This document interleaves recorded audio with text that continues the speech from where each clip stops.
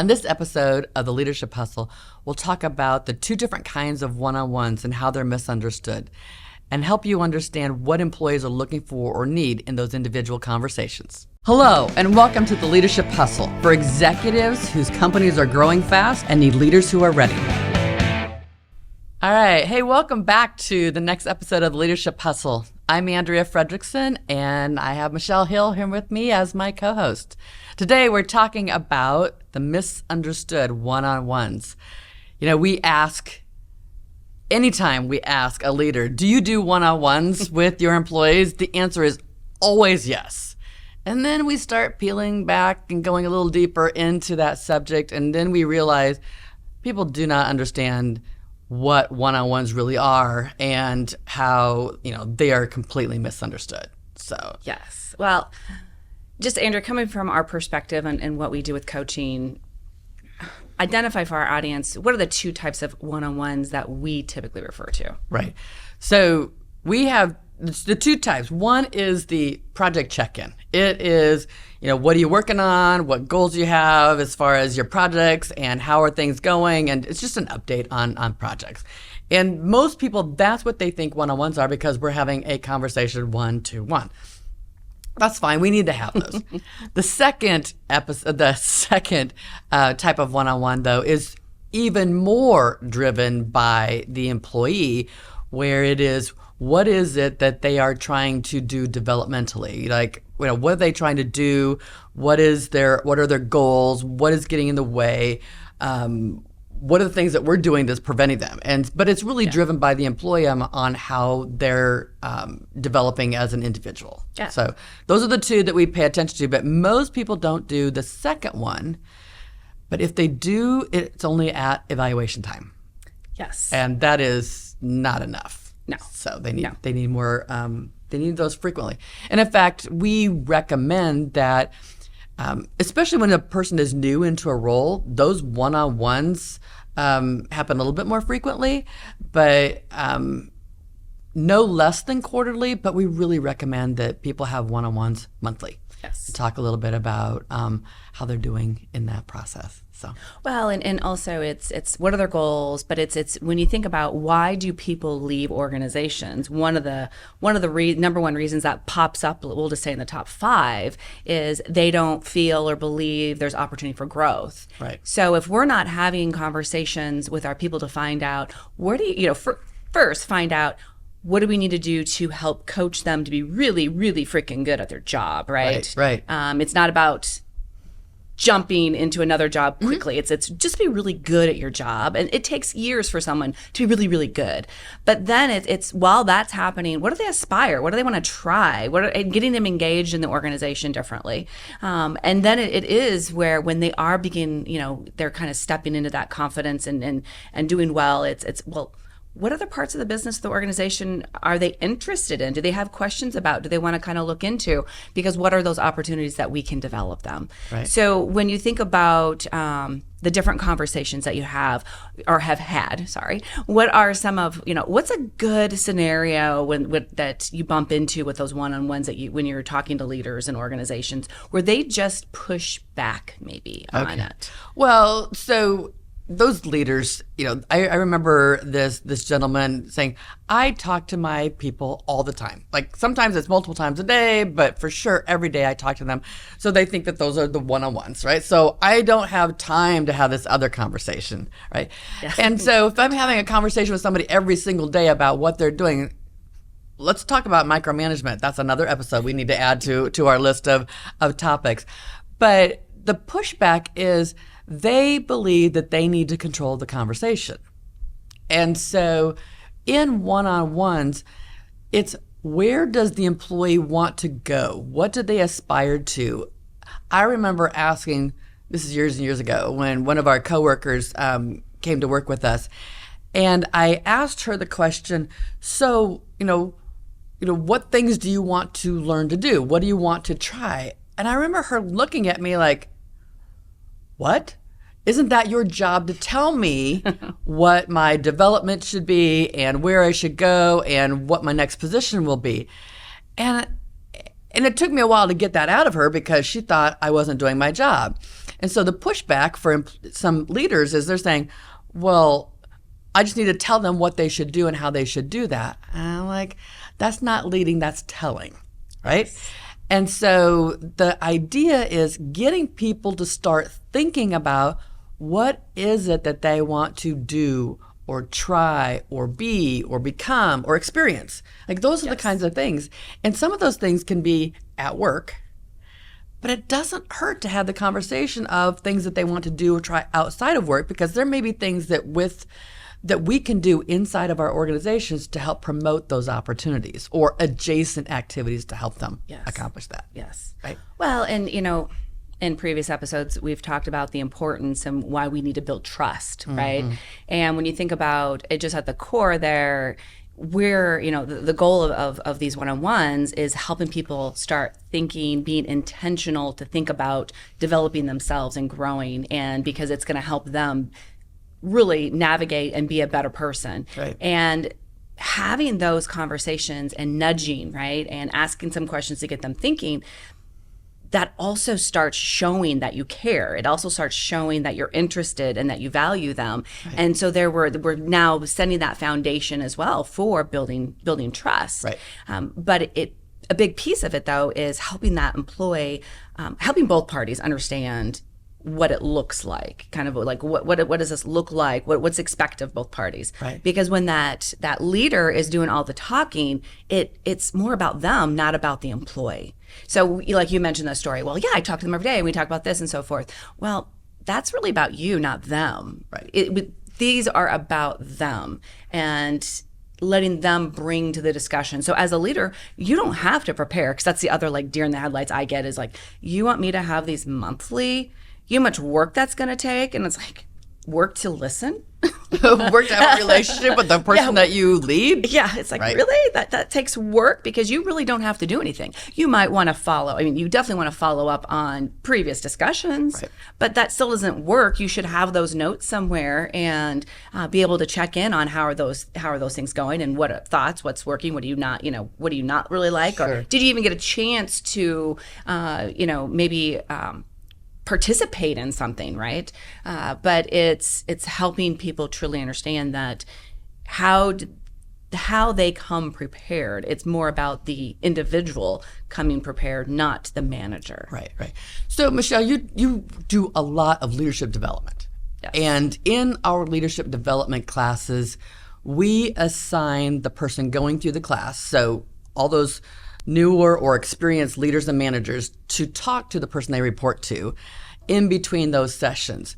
Tell me some of the stories that you've heard as it relates to those that have found benefit in doing that. Like, what happens during those conversations that people that are in the classes? So the learner is telling you that, oh my gosh, we're having these conversations. What are some of those stories? Well, it's not uncommon to get both from the learners, and I'm going to refer to their manager as their coach. Okay. But both parties oftentimes will be like, wow, I really had some good conversations. They were teaching me things, because the idea behind the learner meeting with their manager, it's simply that, again, the manager doesn't need to do anything. It's just simply, what are you learning? What did you take away from that session? What was important to you? How would you apply it, right?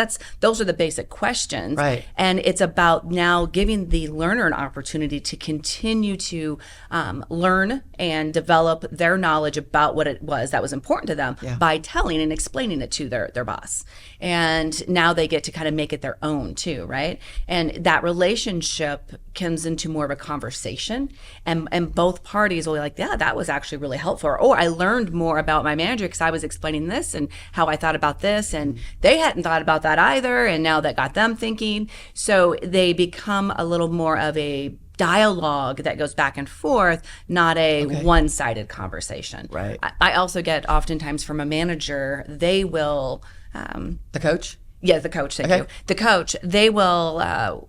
actually, if they haven't had someone go through a program in a while, they get kind of antsy in the sense of, I need to get someone through it, because it just keeps me thinking differently. It keeps me going, right? Right.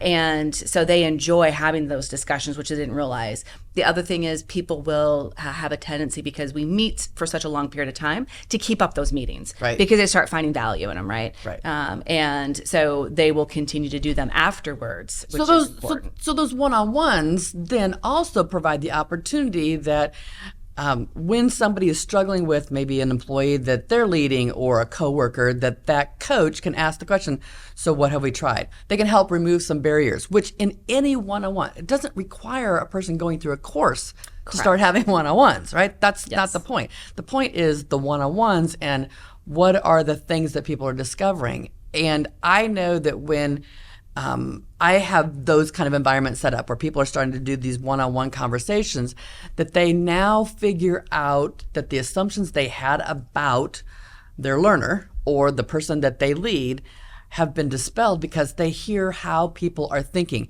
how they're solving problems. And people evolve. I mean, they're not the same that they were the day they were hired, right? Hopefully not. and so these one-on-ones really help people to shift down and get off that proverbial treadmill, right? And it's like, instead of doing these tactical meetings, just really work through the idea of what's getting in the way, or how can we overcome something, or what if we wanted to, kinds of thinking, and do a little bit of dreaming to help that person recognize we believe in them. Yes. We're here to support them. What resources do they need to help accomplish what they're trying to accomplish? Or just to reflect on something that they've been reading or that they've been experiencing or learning. Because, once we start talking about what we read or learn or we're going through, now we own it, right? Yes. And they get to talk about it. And now we have a dialogue. It feels more peer-like as opposed to, I'm the boss. Yes. And you're not. Yes. It definitely breaks that barrier of more of that, I'm going to say that equal peer kind of scenario where they start feeling safer. Yeah. And that they can, when they feel safe, they then can bring up, I'm just really uncomfortable. I have to have this conversation. Or I'm noticing, I just chatted with, because I just had a conversation yesterday with this person, and they had a conversation with a person who is a peer who they're training because they're taking over their position, some of their things at their responsibilities. And they were really struggling because that person, they picked up quickly, thank goodness, that person wasn't open for their feedback.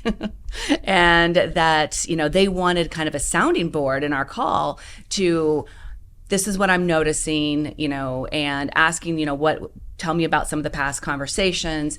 What are other ideas? How might you be misunderstanding some of that? Because going back to feedback, right? It's that feedback that you're receiving from that person. And what can you do differently or adjust that's going to help you be more effective with that person? Right. And using those one-on-ones as kind of that sounding board. People pay for coaches all the time. As a manager, developing your people, that's one of your biggest responsibilities is coaching your people, right? And kind of going back to that statement, has that person grown over the last year? If you've done your job, they've grown. Right. If they haven't grown, let's look in the mirror.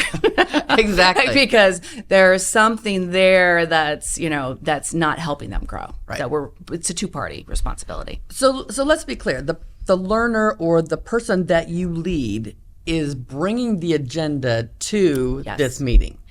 And that doesn't mean that you as the coach don't have anything that you want to bring, right? If there's a scenario that you're noticing that it's like, let's talk a little bit about how how you're building your team. Does it feel like a real team or does it feel like a group of people? And just having some of those conversations, because that will help elevate the awareness that a person has in something. And so what kinds of things do you think we should do? And so you're really doing your best at coaching. Having these one-on-ones and the agenda being driven by the employee doesn't negate the manager or the coach being prepared. And so there's all kinds of questions that we promote to encourage these one-on-ones to be a little bit more robust. Yes. And you don't have to ask these questions every single time that you're in those conversations, but to look at those things and say, is there something that I'm doing that might be preventing you from being as successful as you'd like. Now, we've had on a previous episode receiving feedback, right? And so when they, have the guts to say, Andrea, you interrupt me at the most inopportune times and you don't stop and say, I've got 3 things to talk to you about. Can we set an appointment? That would really help me, as opposed to being distracted by your random thought of the moment, right? Yes. That feedback, we're like, you know what? You're right. I appreciate that. Let's, I will work on that better, right? Often those times. Are there things that you are recommending to others that, whether it's a question or something that you want people to think about in preparing for those meetings? Well, I believe when we think about one-on-ones, identifying your intention and setting the stage. So with that employee, having a conversation of what the one-on-ones are about. Is about them and their development and what that would look like, and that your intention is for that growth. We're going to be working on that through this next year. I think scheduled. If you get them on the calendar, they tend to happen more often. If life happens and you have to change it, fine, but get them on the calendar. Otherwise, they're going to find themselves, we meant to meet, but we just didn't get to it. Well, of course not. Right. It gets kicked down the road and never happens, right? Yeah, it doesn't happen. So, getting them on the calendar. And then I would say that third phase is for that manager / coach. It's having open-ended questions. Also, I would say it's having an understanding of going back and reflecting on what was our last conversation. What were those things that we've talked about that was important to them? Sure. Do I have any feedback that I can provide as well if I didn't provide it during that, right? Gotcha. But having those open-ended questions to really get their people thinking and engaging them, but just taking a few minutes to kind of regroup on where were we, where did we leave off, what have I been noticing, and how are things moving forward? Well, and to be clear, we use open-ended questions as a generic term for tell me the process you went to get here. Open statements that lead people to tell their side of the story, as opposed to just closed-end questions. Using open-ended questions can sometimes feel like you're interrogating, and which is not the intention. So just know that when we refer to open-ended questions, we're talking about open statements as well. So a couple of other things that I have either used or I recommend in using is what kinds of things would make it easier for you to do your job, right? Whether it's some kind of automation, or maybe there's too much noise, the cubicles are too close and we need some white noise, or is there some issue between them and a coworker? And so remember, the response is not, when they bring that to you, it's like, I'll take care of it. It is, let's coach. What have you done already? And what would you think the next step would be? And is there, how can I help you have that conversation? And opening up those kinds of things. I think it's also important to recognize that there are things that we could ask, such as, if you were to leave, I don't want you to leave, what would cause you to leave? I love asking that question, not because I want them to leave, but if I don't know something is getting in the way, I can't fix it. Yes. So you're asking those open-ended questions to really help them share with you some specific information. What do you aspire to try? What do you aspire to be? Is there something that we can do to help you further your education? What kinds of things that we offer is super important. So I think that, let's wrapping up our session on one-on-ones. The things that are misunderstood are check-ins for projects. They're a type of one-on-ones, but they are status updates more so than anything else. And have those, whatever frequency you need, but just make sure they're not over managing or micromanaging the person.